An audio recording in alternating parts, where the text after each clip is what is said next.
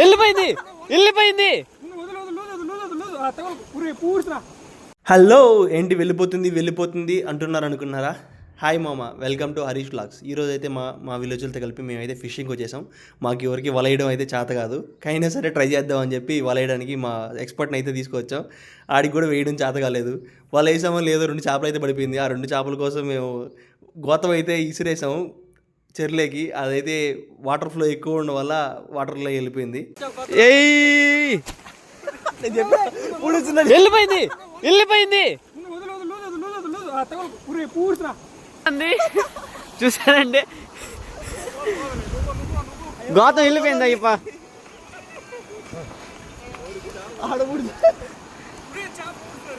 వద్దు అలా వేసామో లేదో మాకైతే 2 చేపలు పడ్డాయి. ఆ 2 చేపల కోసం గోతం అయితే తీసిరేసాం. వాటర్ ఫ్లో ఎక్కువ ఉండడం వల్ల వాటర్లో కొట్టుకెళ్ళిపోయింది. మా వాడైతే గోతం తడని పరిగెత్తాడు. ఆ 2 చేపలు తీసి అయితే గోతంలో అయితే వేసాం. మాకు ఎక్స్పెక్టేషన్స్ ఫుల్ ఎక్కువ, మా ఫుల్ చేపలు పడిపోతాయని చెప్పి అందుకని చెప్పి పెద్ద గోతం తెచ్చాం. కానీ మాకైతే లాస్ట్కి 2 చేపలు పడ్డాయి.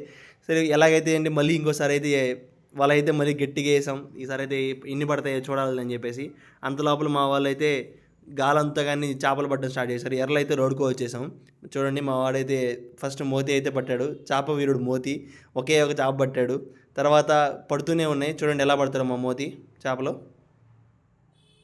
ఎస్, అగైన్ అంత చిన్న చిన్న చేపలేమో కానీ ఫుల్గా పడ్డాయి. మాకైతే ఒక ½ kg వరకు అయితే పడ్డాయి. కానీ నెక్స్ట్ టైం వల అయితే ఎత్తేసాం, ఒక చేప కూడా పడలేదు.